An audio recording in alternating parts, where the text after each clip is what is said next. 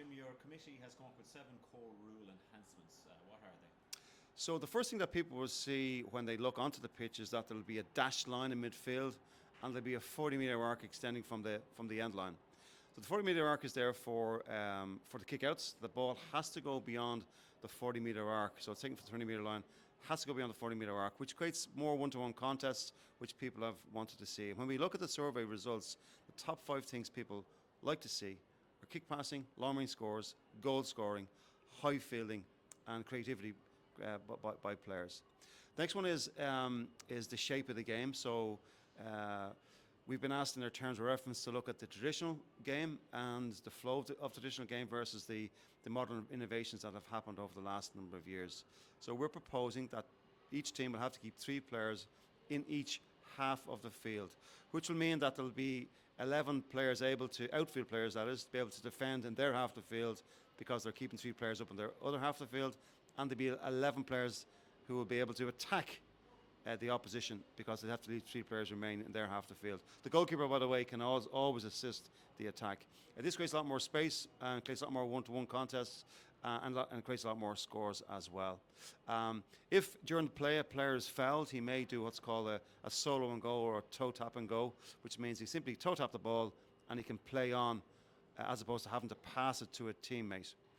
We've also introduced a rule where the ball essentially is you can no longer back pass it to the goalkeeper, but the goalkeeper can receive the ball if he's in the opposition half of the field. So we speak to the modern innovations where we see some great scores by goalkeepers when they assist the attack.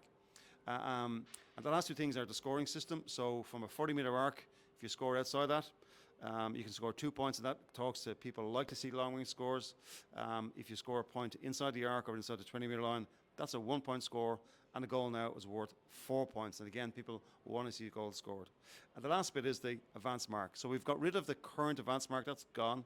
This is a new advance mark where if the ball is caught inside the 20-metre line, and it has been kicked outside the 45-metre line, the player may call a mark at that stage.